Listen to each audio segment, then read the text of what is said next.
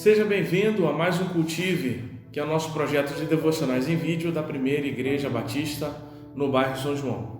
E dando continuidade a essa sequência de reflexões sobre as bem-aventuranças em Mateus capítulo 5, nós vamos agora ao verso 4, bem-aventurados que choram. Se você puder, pegue a sua Bíblia e abra ela em Mateus capítulo 5, verso 4, que diz assim: Bem-aventurados os que choram, pois serão consolados. A gente precisa entender esse choro aqui dentro do seu contexto, porque para a gente compreender isso hoje, não vai fazer muito sentido, não é? Ou vai fazer um sentido muito restrito.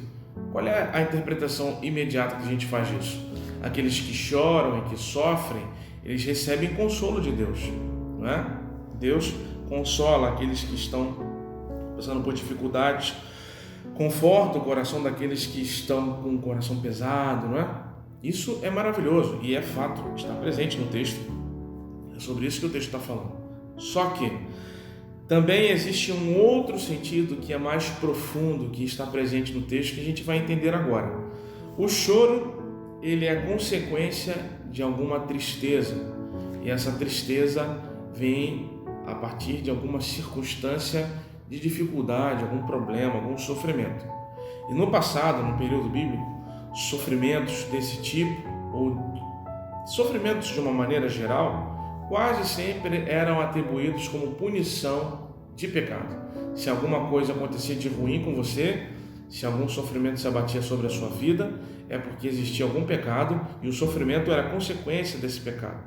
Então, se havia pecado, havia sofrimento, havia uma circunstância de dificuldade e, portanto, havia sofrimento, e havendo sofrimento, havia o choro. Então, o choro era a manifestação do nosso sofrimento que começa a partir do nosso pecado. Então, o choro é quase uma evidência de uma vida de pecado naquele tempo, não no nosso tempo, não é?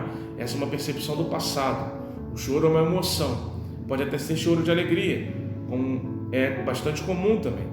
Mas naquela época havia essa ponte, essa ligação entre o choro e o sofrimento com uma vida de pecados e o sofrimento sendo uma consequência do pecado.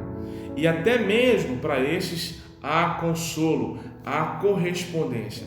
Bem-aventurados ou felizes aqueles que choram, mesmo que choram por consequência dos seus pecados, porque para esses também haverá consolo. Então o texto está falando sobre a misericórdia de Deus, além do consolo, da nossa tristeza, do conforto que Deus nos traz. Ele está falando sobre a atitude misericordiosa de Deus, de ir além do nosso pecado e nos alcançar na miséria do nosso pecado e nos confortar e nos dar nova esperança, renovando a nossa vida, renovando o nosso ser. Essa bem-aventurança fala sobre este consolo também. Não é à toa, inclusive, que o Espírito é também denominado como Consolador. E quando é que uma pessoa recebe o Espírito em sua vida?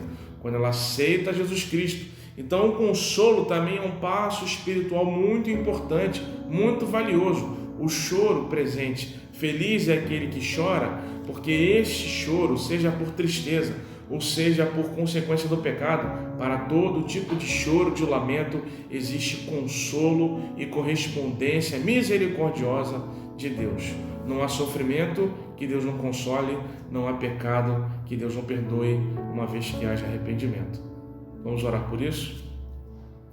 Senhor Deus, amado e eterno Pai, te damos graças por essa bem-aventurança tão inspiradora. Te pedimos perdão pelos nossos pecados e te pedimos, Senhor, que nos ajude a suportar as consequências dele. Mas, acima disso, que o Senhor nos ajude a não errar mais, a aceitarmos a oferta de perdão e redenção que vem do Senhor com um arrependimento sincero. Senhor, muda o nosso coração se for necessário. Em nome de Jesus. Amém.